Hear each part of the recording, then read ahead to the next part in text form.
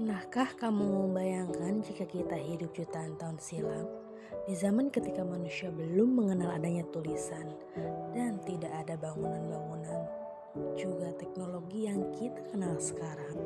Ya, zaman prasejarah atau praaksara, begitulah cara menyebut masa tersebut.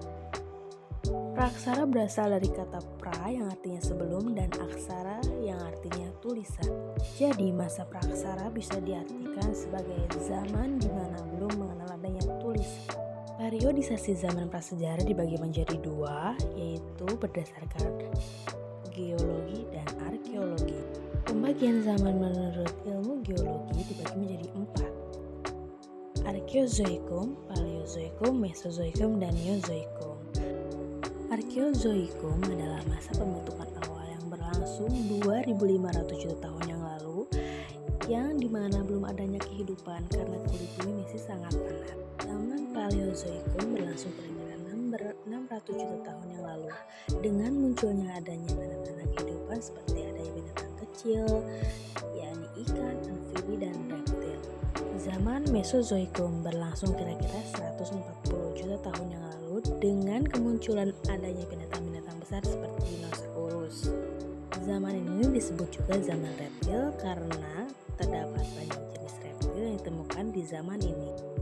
Neozoikum berlangsung kira-kira 60 juta tahun yang lalu dan dibagi menjadi dua, yaitu zaman Tertier dan Kuartier. Zaman Tertier ditandai dengan adanya hewan-hewan besar menyusui seperti mamut atau gajah purba. Zaman Kuartier ditandai dengan adanya kehidupan manusia di muka bumi. Periode arkeologi zaman praaksara dibagi menjadi dua, yaitu zaman batu dan zaman logam. Zaman batu dibagi lagi menjadi empat zaman, yaitu Paleolitikum, Mesolitikum, Neolitikum, dan Megalitikum. Paleolitikum atau zaman batu tua, di mana kehidupan manusia masih sangat sederhana, hidup berpindah-pindah atau nomaden, dan memperoleh makanan dengan cara berburu. Zaman ini ditemukan kapak perimbas atau alat seperti untuk berburu makanan. Mesolitikum atau zaman batu tengah, di mana manusia sudah mulai hidup menetap. Ciri zaman ini ditemukannya adanya kebudayaan Kejogan Modingir dan Abrissosroch. Kejogan Modingir adalah sampah dapur yang dihasilkan dari timbunan kulit kerang dan siput yang menggunung dan sudah menjadi fosil.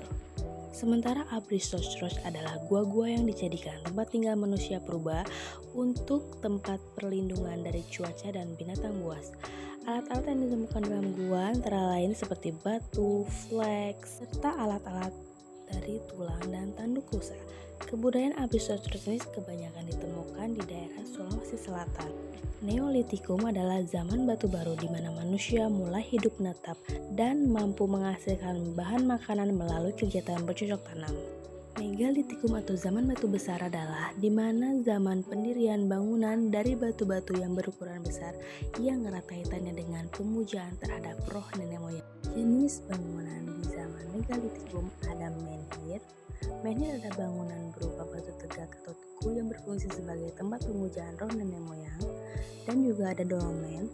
Dolmen adalah bangunan berupa meja batu besar yang ditopang dengan beberapa batu yang lain yang berfungsi sebagai tempat persembahan untuk memuja arwah leluhur. Kemudian ada kubur peti batu, yaitu tempat untuk menyimpan mayat yang dibentuk dari 6 papan batu dan sebuah penutup. Kemudian ada waruga yang merupakan peti kubur batu dalam ukuran kecil yang bentuknya kubus dan bulat. Waruga banyak ditemukan di Sulawesi. Selanjutnya ada sarkofagus. Sarkofagus adalah bangunan berupa kubur batu yang berbentuk seperti lesung yang diberi tutup dan kebanyakan terdapat di daerah Bali. Lalu ada punden berundak. Punden berundak adalah bangunan bertingkat yang dihubungkan dengan tanjakan kecil atau punden. Begitulah bagaimana sejarah mengisahkan cerita untuk kita, dan kini giliran kita untuk meneruskan cerita tersebut.